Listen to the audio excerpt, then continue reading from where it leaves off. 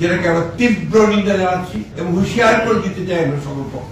এই ধরনের আচরণ করতে গেলে বিএনপি বসে থাকবে না। আরো দুর্ভাগ্য যে এটা না বলে আমি পারছি না যে আমাদের সিনিয়র একজন স্ট্যান্ডিং কমিটির সদস্য মির্জা আব্বাস সাহেব, দীর্ঘকালের একজন আমাদের এই বিএনপির আমাদের নেতা, তিনি ওই আসনে তিনি একজন প্রার্থী।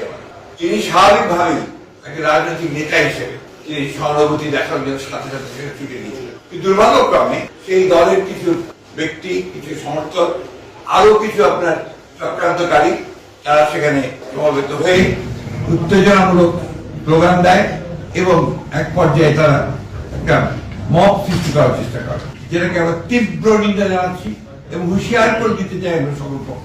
এই ধরনের আচরণ করতে গেলে বিএনপি বসে থাকবে না, বিএনপি তার জবাব সাথে সাথে। আমরা খুব পরিষ্কার করে বলতে চাই যে আমরা কোন রকমের কোন গোলযোগ চাই না, কোন সন্ত্রাস চাই না, কিন্তু বিএনপির উপরে কোনো আঘাত আসলে বিএনপি কখনো কিন্তু সেটাকে আমরা সহজভাবে নেবে না এবং তার কিভাবে জবাব দিতে হয় বিএনপি সেটা জানে। আমি তাই বলবো, এই সমস্ত মব সৃষ্টি করা না করে, উত্তেজনা সৃষ্টি না করে, নির্বাচনের পরিবেশকে বিনষ্ট না করে সবাই যেন তাদের ফিরে আসে, তাদের সম্বিত ফিরে আসে এবং নির্বাচনে কিভাবে সুষ্ঠু হবে সেই কাজটা করার চেষ্টা করে।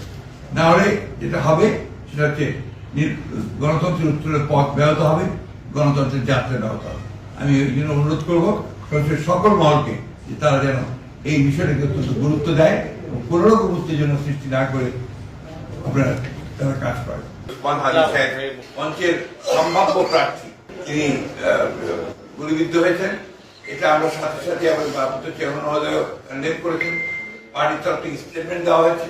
আমরা এটাকে সাথে সাথে নিন্দা জানিয়েছি এবং অতি দ্রুত যারা এই তথ্য চেষ্টা করেছে অথবা আমরা গুলি করেছে তাদেরকে বের করে তদন্ত করে তাদেরকে আইনের আওতায় আমাদের আমরা বলেছি। আমরা এই কথা বলেছি যে ঘটনা থেকে প্রমাণিত হয় যে সমস্ত অপশক্তি এই দেশে এই নির্বাচনকে বানচাল করার জন্য, নির্বাচনটাকে যাতে না হয় তারা সেই চেষ্টা করার জন্য যারা কাজ করছে তাদের একটা চক্রান্ত বলে আমরা মনে করি। কিভাবে আমরা